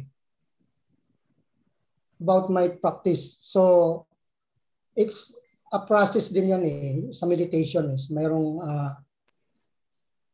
first lesson, second lesson until na ma-achieve mo yung higher lesson na makikonnect ka sa Supreme Conscious. It's a process. It's a long process. Di ba Shiva's like the god or goddess of destruction ba?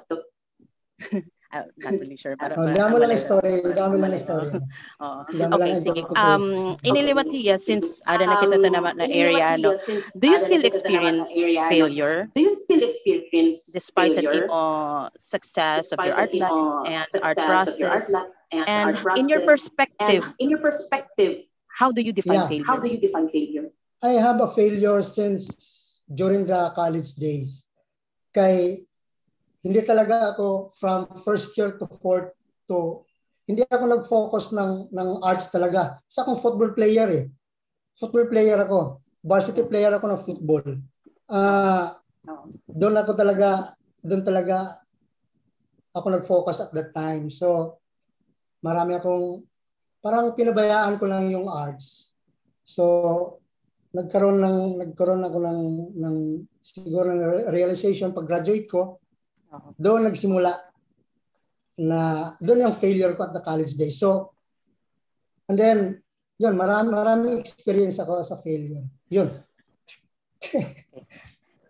All right, so we're just talking about roadblocks and then failures.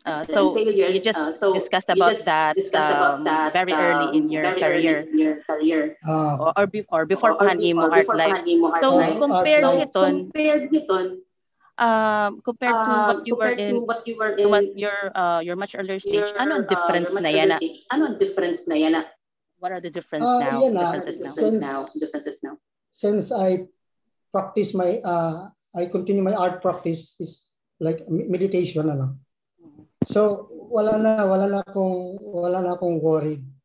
Kasi pag may trust ka sa Supreme Consciousness, malalaman mo yung kasi marami din ako nalaman about spiritual science, spiritual philosophy, mawala yung takot mo sa mundo. Once makilala mo lang yung Diyos. Kasi it's a long process eh. Ako hindi ako natatakot na wala akong pera, hindi ako natatakot na sumikat. Doon lang nakafocus ako to help people, to help community. It's for art, for service and blessedness. Wala na akong nang nag-start yung spiritual practice ko. It's below the ground yung takbo ko. Yeah. I don't care kung hanggang saan ako nakapunta, I don't care kung anong na-achieve ko. So tuloy-tuloy yung ginagawa ko as a missionary artist. All right, sige sir. Maupay ka itong Nakaka-inspire. And on that note, since adi kita we're here with Viva XCon's Futures Thinking, let me just ask you, sir, about this. What are some of the things that change perspective-wise? Do you have any concrete examples like practices, resources, etc. during this time of the pandemic? Iba na good yan. So what do you think are the changes in kind of concept? So yung i-share ko lang especially my hometown Samar and Leyte. So yung pinaka-importante yung health natin. Protektahan yung health natin. So we eat more fruits and vegetables, exercise, tapos love natin yung nature, balik tayo sa sariling atin, research natin yung atong pre-colonial culture kasi magaganda yung mga moral values before. Compare ngayon, hindi natin maiwasan yan na nag-evolve yung culture, nag-evolve yung technology. So lahat nag-exist na eh. It's importante yung aware ka. Tsaka sa mga provinces, marami tayong resources doon eh. So like for example ako sa Samar nag-start na ako to workshop the young artists. Marami kaming activity in the future.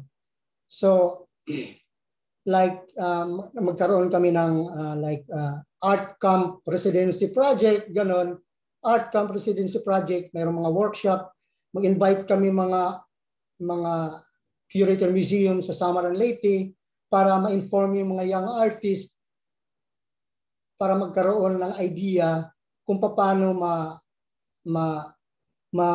ma-develop yung mga resources na pwede naman, marami naman pera sa probinsya para ma-support yung art, ganun, na hindi na kailangan pumunta ng Manila. So ano lang, guidance lang, back to the roots. Kasi like, ako, naniniwala man ako ng sinasabi, may sinasabi na yung term na doon lang sa mismo isang lugar na i-develop lang, i-cultivate lang ng resources para mag-ikot-ikot lang doon. Yun lang. At saka, yun lang. More on inspiration about spiritual, yung health. Yun lang, ganun lang yung Okay. Madamang salamat, sir. Okay. Madamang salamat, sir. All right. So that's it for now. We're just right on time. That's it for now. We're just right on time. All right. So we're just going to go back to our project director. Sir Manny Montalibano. Take it away. Salamat, Sir Florence. Salamat, Sir Florence. Welcome. Hi, thank you very much for. Okay, wait. Thank you very much for attending this morning session. I would like to thank Tessa Guazon with speakers from Thailand and Gwangju, Korea, Vipash, and Sunjung Kim. And also I would like to thank the and Leyte. Also Florence for sharing journey as an artist, no? So thank you very much. I would like to acknowledge the help of the Biennials School of Deaf Education and Applied Studies, Noemi Lacambakal, and Tess Benaventura. Maraming salamat. Thank you very much for helping us, and without you, we cannot actually share what we are talking about to our brothers and sisters are have hearing and have hearing impaired. No? I would like to invite also the viewers for our next beacons, and our beacon 2 will continue this March, and we have on March 13 we will feature intimacies, artists explore intimacies and communities of practices, no? Featuring the 2 regions of the Visayas, Region 6 and Region 8. Region 6, our speakers will be Guinevere Decena and Libby Limoso. Both are regional curators. They will talk about their the artists, no? With artists from their region.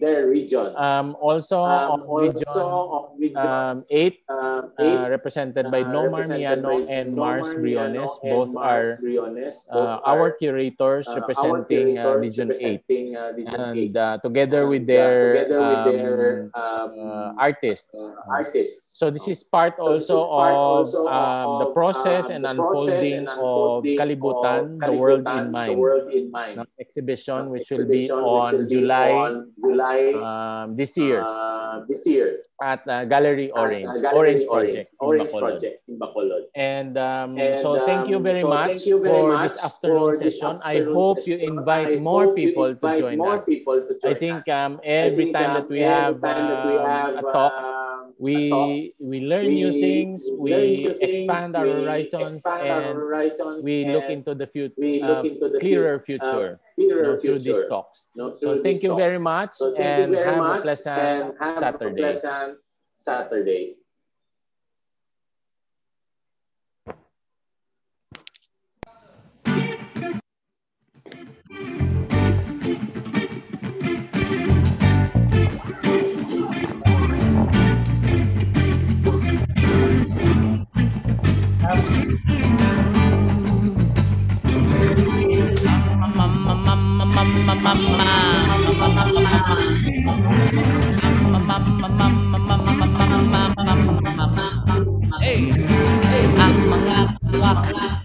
sang akon kamatayon diyon nga bagahon ang banas ang panglakaton manang madangtan sa pinili kong dalan gabay nga hindi pa ulihi ang tanan ng mga sinya sa cross nga alagyan ang talagog talang-talang nagtalang-talang gatalang-talang dapat-dapanaga padayo sa panglakaton iining mga buhat nga dalalon sa imo paminsaro at ibalat tiyayon iining mga buhat nga dalalon nga dalalon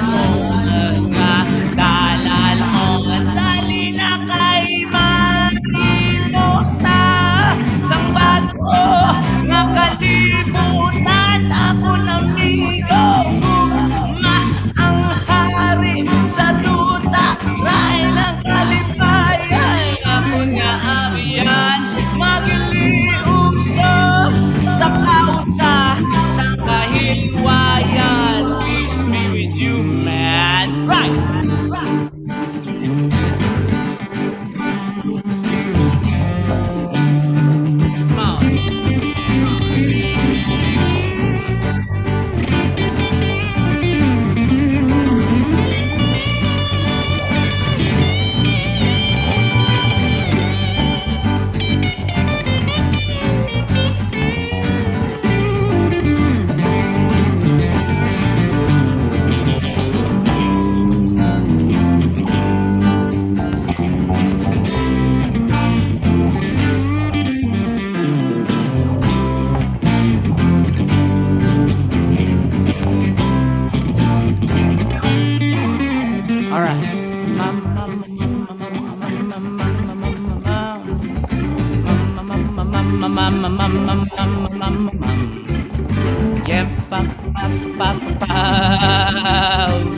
yeah. All right. Feeling the blue. Yeah. Feeling the blue.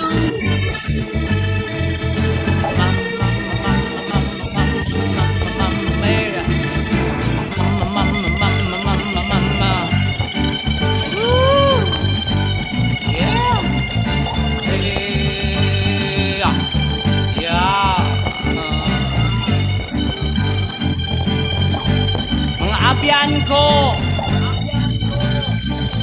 sa ining tinion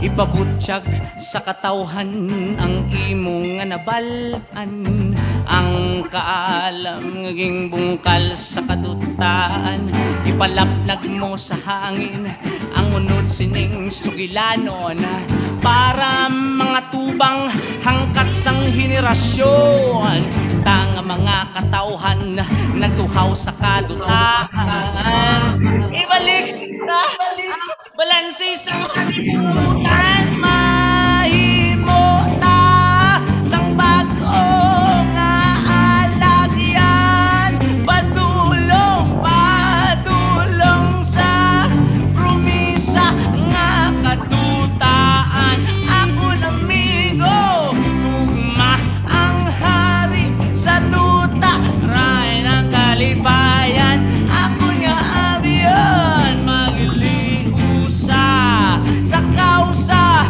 sang kahilwayan ang paghidait yara sa imo kag yara man sa amo